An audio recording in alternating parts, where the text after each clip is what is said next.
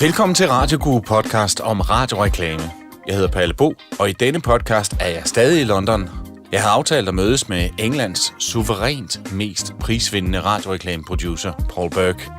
Han har givet mig en adresse på, hvad jeg troede var en café, men jeg møder en lukket dør og et lille diskret skilt, hvor der står Soho House. Jeg ringer på og bliver lukket ind. My name is Palle Bo. I'm here to meet Burke. Inde bagved finder jeg et ret stort sted i flere etager. Nogle steder er der en regulær café. Andre steder er der mindre rum med typiske brune Chesterfield-læderstole. Stedet er en lukket, nærmest hemmelig engelsk klub, kun for medlemmer. What is this place? Soho House. You heard of that? No. Soho House have lots of places like this all over the world. And they're sort of members clubs. It's nice in the day. People are sort of working and having a drink and having a coffee. But Et sted, hvor folk kommer hen for at arbejde, netværke og holde møder. Og denne dag var der flere hundrede mennesker, så vi gik en del rundt for at finde et stille hjørne til vores snak, hvilket ikke var særlig nemt. Men det glemte jeg hurtigt, for Burke er en meget inspirerende mand. Og ja, skal vi ikke lade ham præsentere sig selv? my name's Paul Burke. I'm a copywriter based in London. I suppose the way I put it is I went into advertising to write, and I quickly discovered that radio, it's not that I've got anything against television or print work, but radio gives you the greatest opportunity to write. As somebody once said to me, it's the purest form. And also I just like its immediacy. I like the fact that I get to meet lots of actors. I like the fact that the job's over and done with and we're on to the next one. And it's just a medium I really, really enjoy. So I've specialised in radio. I produce my own commercials, and I know this is a terrible thing to say, but I think certainly in this country, I've won more awards than anybody else in the country ever. But that's only part of it. That's nice, but I just like doing it because it's fun. The other thing is, which I must say quite quickly, is I'm absolutely useless at everything else. You know, some people have talents for cooking or athletics or DIY. Nothing. So. Unless I can make a living at this, I'll have to sell the kids on eBay. And you brought your laptop and you got hundreds and hundreds of commercials on them. You have a big collection of great radio commercials, not only your own, but a lot of others. And it's just like me. And I tell you, Paul, it's not a good pick-up line to say to a girl, you want to come home and listen to my collection of radio ads? It's because I keep all my, not every single one of them, but I do keep hundreds of radio commercials. Because it's so easy now. You know, back in the old days, you'd have to have them all on CDs or cassettes, but now, just have them on little MP3s. The other thing I do is I keep voice samples of actors. I've got hundreds, and sometimes when I'm going through them because I do a lot of casting for radio and for TV commercials, I do feel like a bit of a psychopath with all these hundreds of voices on my laptop. But it's lovely, this job, because technology has made it easier to get around and work from anywhere, and so why wouldn't you do that?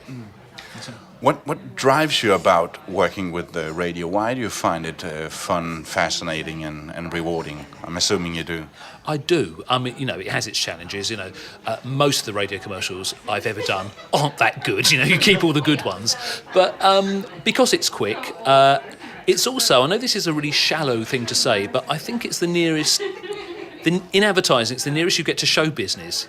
Famous people really do come in and do your radio ads. Yeah, they don't mind. They're in London anyway. They don't have to have hair and makeup. They're not on camera, and they'll come and do it, and that's nice. The fact that it keeps you creatively sharp, because you're not doing it for very long, and then you've got another brief, you've got to do something else. Whereas I've been on TV shoots, I'm sure you have, that it just goes on. And in the end, you don't care, whatever. And you don't really get the chance to go, whatever in radio, because you've got an hour in the studio, or 2 hours or whatever, and you've got to make it as good as you can. No, love it. Absolutely love it, even now. I've asked you to bring a handful of commercials that we could talk about. Yeah, I've brought a few with me, so some are mine, some aren't. Yeah, and some of them I've heard before, and I said, wow, you did that, and that's the first one I'd like to talk about. I call this using the power of radio. It's about traffic safety. Yeah, this one is. I think some of the best radio commercials are good because they wouldn't really work in any other medium. This simply wouldn't work. you couldn't. It would be a mess in press. It would be a mess on television if you tried to do it, even if you could. But it works very well on radio. And it's all the way I use it as an example is I was following this woman on. I was on. I was on the stage after this woman. Doing a speech about radio, and she stood up and she drew this triangle, and at each corner of the triangle she put the word good, then the other corner cheap, the other corner quick, and she said you can only ever have 2 out of 3, and I just thought, this is nonsense. You can have 3 out of 3. Trust me, this commercial just uses one voice. It only took an hour to record, not even that. It was cheap, it was quick, and well, it's up to you, but we think it's quite good, don't we? You're 4 times more likely to have a road accident when you're on a mobile phone. You're 4 times more likely to have a road accident when you're on a mobile phone. You're 4 times more likely to have a road accident when you're on a mobile phone. You're 4 times more likely to have a road accident when you're on a mobile phone. It's hard to concentrate on 2 things at the same time. Think. Switch your mobile off when you drive. And it's from the time when it wasn't illegal to speak on the mobile phone when you were driving. It was just stupid. They were trying to educate people. Yeah, it was. I think it always was illegal in that you're not paying due care and attention, but mobile phones were still relatively new, and people would talk on the phone, and it was causing trouble, causing accidents. It's as true today as it ever was. People didn't bother with the hands-free because you couldn't. I think they've improved all that now, and it's not such an issue. But at the time, people were, I don't mean killing themselves, but sort of smashing into the back of other cars all the time, and something had to be done. And being on the subject of phones, this is a Kit Kat commercial. Oh yeah, I'm sure it's the same all over the world. Again, it's one of those ads that. I like it, he says modestly, just because it wouldn't work terribly well. It's something that we all hear in our ears, if not every day, but at least once a week. It's very frustrating, and it works really well on radio. And for me, this is also an exercise in casting. I saw this woman, this actress, her name's Yvonne Daupra. Not famous in this country at all, or anywhere else, but I saw her in this little play in this small theatre, and she just had that voice. And when you hear it, you'll know what I mean. If you'd like to leave a message, press 1. To be left on hold and plunged into a silent telephonic abyss, press 2. To listen to a hideous tinny version of Greensleeves, press 3. To be transferred to our understaffed call centre where our operators will be too busy to take your call, press 4. To speak to an operator who is very nice but no help at all, press 5. To be cut off for no apparent reason, press... Have a break. Have a Kit Kat. And it's part of a bigger Kit Kat campaign. Yeah, over here, the Have a Break, Have a Kit Kat campaign has been going for many years. It's just, when life frustrates you, if something goes wrong.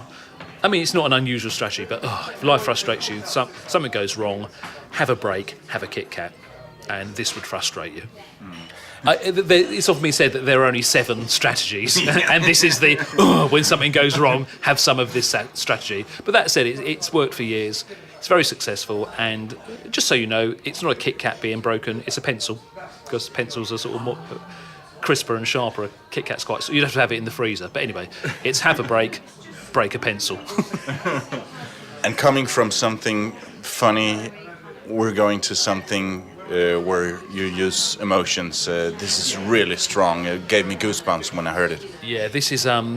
it's great fun doing radio, because you can usually get funny people, and if you write a funny script, all the better. Sometimes you write a script that's not that funny, but they put something in the end of it that's just worth doing. I always say at the end of a session, especially with a funny one, no, yeah, that's great, we've got exactly what we want. Listen, before you go, just do it the way you think it ought to be done, and very often it's funnier. Yeah, I do that. 9 times out of 10, it's better than your one, because they're relaxed, they're happy, and they do this for a living. Yeah, they're actors, they're comedians. But this is not funny. Sometimes you just have to use emotions, and again, this one works better on radio. We were talking about. There was a great charity over here. Sadly, it's gone out of business, called Kids Company, and they did wonderful work for vulnerable and abused children. And we all know about that, and we all feel terribly sorry for the children, but we forget that those abused children grow up into adults, and what happened to them carries on. Well, not that they're being abused, sorry, but the effects of that abuse can carry on into adult life and cause them all sorts of problems. And we don't really think about this, but this commercial, I hope, made sure people did. I want my mummy. I don't know what to do. Please, where's my daddy? I just want my dad.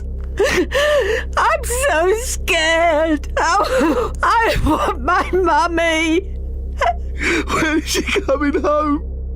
The effects of a bad childhood can last far longer than childhood. Help kids companies stop vulnerable children becoming vulnerable adults. To find out more or to make a donation, go to kidsco.org.uk. Can you tell me a little bit about the recording itself of this commercial? Yeah, we got actors in, people that I knew, people that I'd used, and I made sure they were all quite, both the two women and the two men had quite deep adult voices. You would never mistake them for children, you know what I mean? So it was perfectly clear that it was adults crying. And of course they're actors, and of course they weren't really crying, they were just pretending. But it was so effective, because they're good actors, that myself and the engineer were we weren't sitting there sobbing, we had big tears in our eyes, because, you know, it just presses emotional buttons, and hopefully it did, and hopefully it brought in an awful lot of donations. Yeah, it's horrible, but that's why radio is so powerful. You know, that's hard to ignore, isn't it? Very hard to ignore. Oof. Do you ever have some special techniques when you're working with actors and in the recording itself? Yeah. Usually I've got the actor in, or actor, because I like him, because I saw what he did in that programme or in that play. And when they come in, I don't mean sort of be obsequious or cruel to them, but just go, oh, I saw you in that thing, it was brilliant. And A, you mean it, B, they're pleased that you like their work, and just, I always think it's 5-10 minutes even well spent just establishing some common ground. Where do you live? Chiswick. Oh, I used to live over in West London. Just something, they sit in there relaxed, never give them any notes before they go in. Now what we want is just, there's a script, you're a bloke in a pub or whatever you are, he does it. He might do it absolutely brilliant the first time. If it's not quite right, can we a bit more like that, bit more like that. Just work with them as they go along. Listen to their suggestions. If they say, no, I wouldn't really say that, I'd say that. Because things always happen. I've never, ever recorded a commercial that's exactly as it was on the script. There's always something that you didn't notice, and when they go to say it, it sounds a bit wrong, or that it's too long, or it's too short, or it sounds weird. And again, always just suggest, please, will you do it your way at the end? And 9 times out of 10, their one is better than you. Even if they fluff at the end, you think, yeah, great, yeah, we'll have most of that, and we'll just stick the end bit on from the last take. Just be nice to them. Don't be in awe of them because they're famous. Don't push them about because they're working for you. You know, like some sort of horrible Hollywood director. Just work with them, and it'll turn out for your benefit. That's why you got them there. Also, always listen to the engineer. They do this for a living. If they make a suggestion, go with it. And always, I try to choose my engineers as carefully as I would choose a director of a TV commercial. You know, some I know are really good with music. A lot of them are musicians. It sort of goes with the territory. Some are good with, they might be a classically trained violinist, or the other one might be a DJ or plays the drums.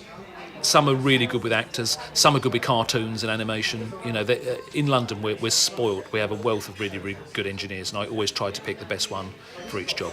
Mm-hmm. And sometimes you record outside the booth. Yeah.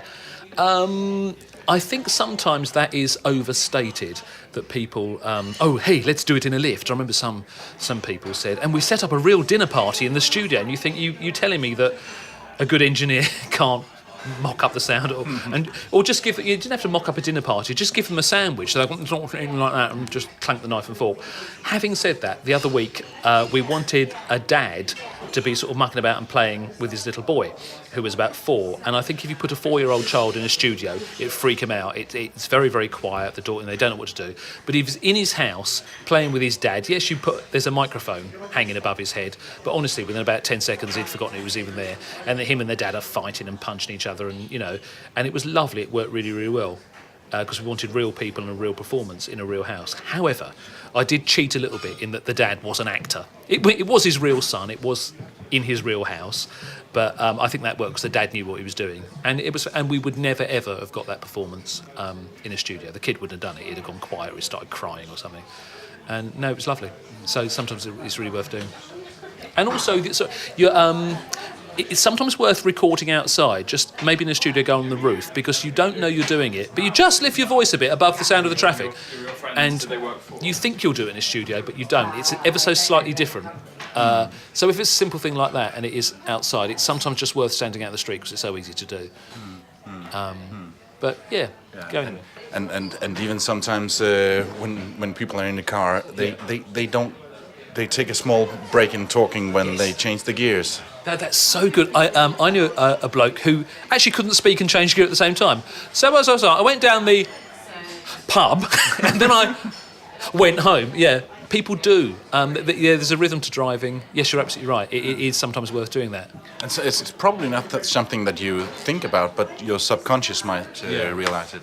Certain things don't sound right, though.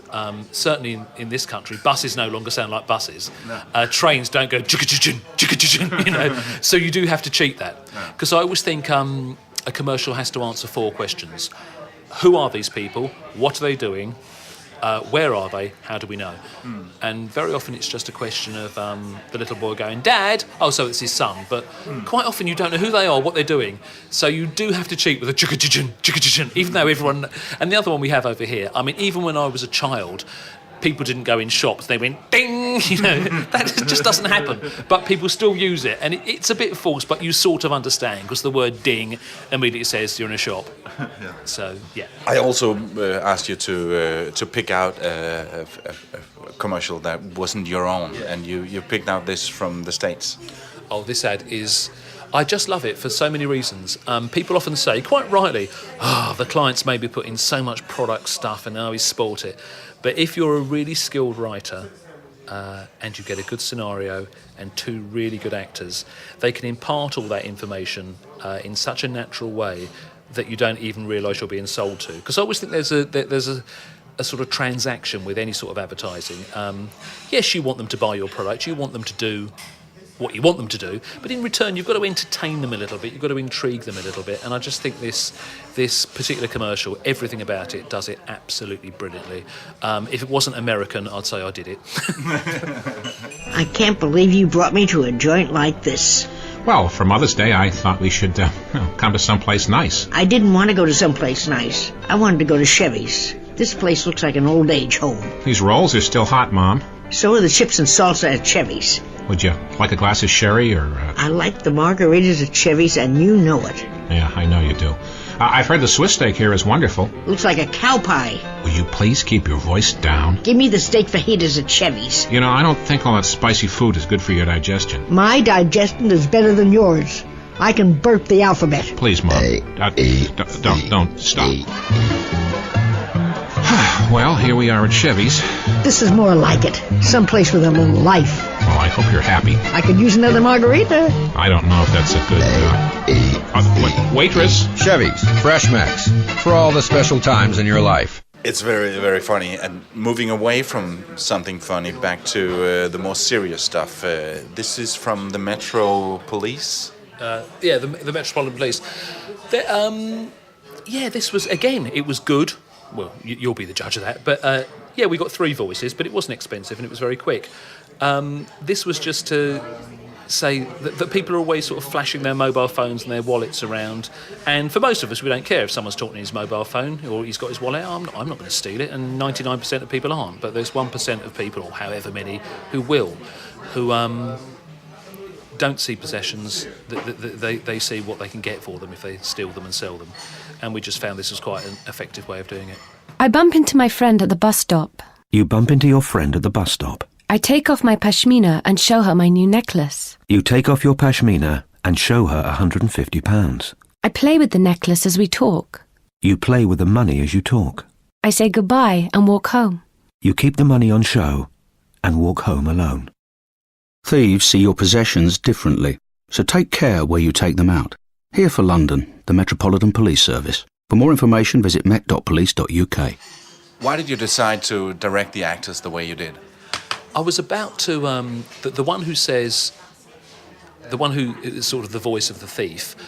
I was going to make him, sort of angry and like a thief, but I think there was something more effective about a voice in your ear, almost like a guardian angel, saying, "Yeah, you might think you've got a necklace around your neck, but to somebody else that's £500." And just that very calm voice, I think, is what made it better than it might have been. So, no, it turned out very well. Got lots of awards for me. So there you are.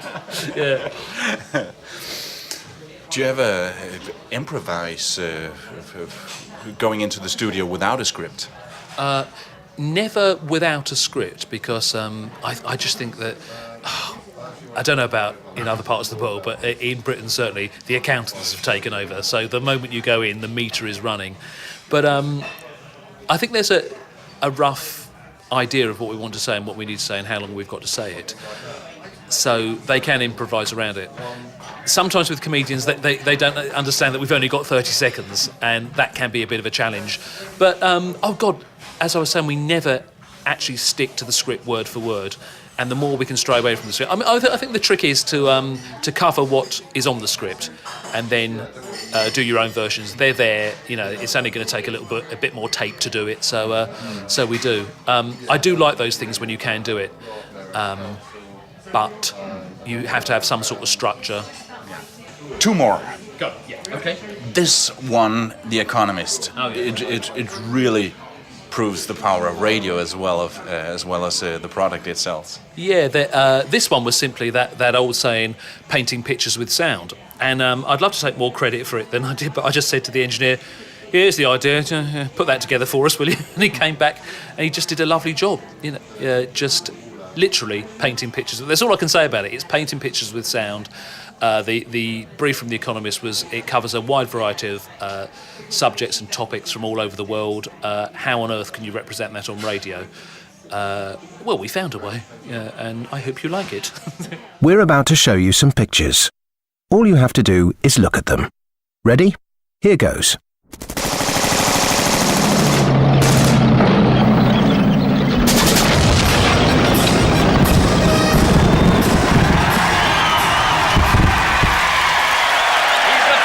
Minister in history to flunk an election because he thought he was going to win it.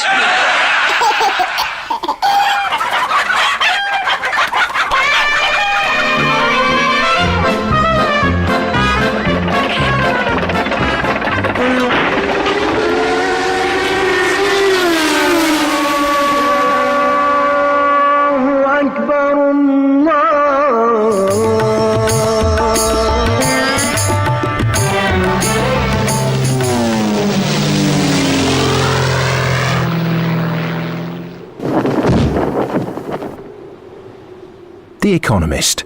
Let your mind wander. Amazing sound design. Very good. Paul, you mentioned before 30 seconds.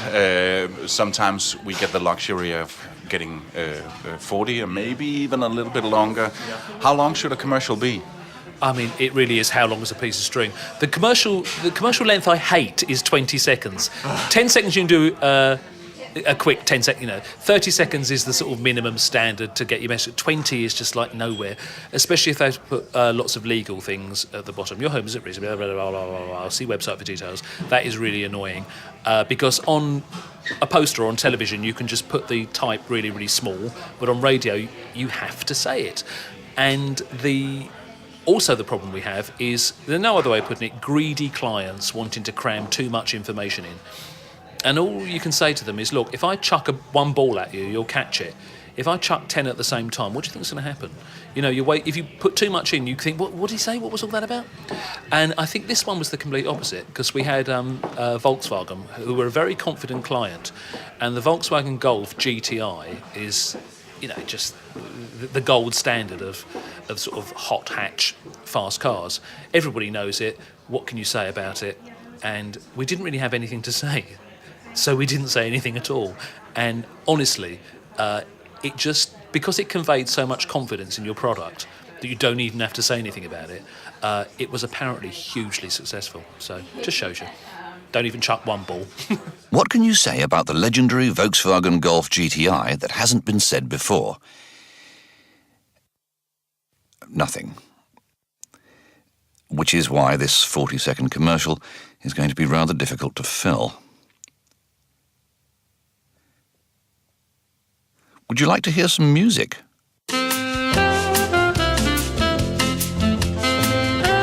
I mean, it's the definitive GTI. Then everyone knows that. For your Golf GTI, contact Poplar Garage, Norfolk Street, Kings Lynn. Time's up. Thank goodness for that. Paul, it was very nice meeting you here in your private club. Very nice meeting you too, and it's made me realise, I thought, I'm all on my own in this world, I'm insane, there's nobody who's like me, and now I know there is. And it's made me feel so much better. Absolute joy to meet you, and thank you for coming over. Det var slut på denne podcast. I den kommende taler jeg med Pam Myers, der har udviklet den radioreklame, der år efter år bliver kåret som den bedste engelske radioreklame nogensinde af lyttere i alle aldre. Og så er den mere end 2 minutter lang. Tegn et abonnement via iTunes eller din podcast-app, og skriv dig op til mit nyhedsbrev på radioguru.dk. Så får du masser af gode råd og inspiration til din næste radioreklamekampagne. Desuden kan jeg nævne, at min bog, Guide til bedre radioreklame, netop nu er i trykken og udkommer meget snart. Du kan allerede nu bestille bogen via bedreradioreklamer.dk. I mean, even before we were born, they would say, television's been invented, radio's dead, cinemas, DVDs, whatever it is, radio's always going to die. It will never die, because it's the only medium you can engage with while you're driving the car, while you're painting a wall, while you're doing something else. And there's more outlets than ever for radio with the internet and things like that. That I think the future for radio is very, very strong. Just as well, because as discussed, I'm absolutely useless at everything else. Jeg hedder Palle Bo. Tak fordi du lyttede med. Time's up. Thank goodness for that.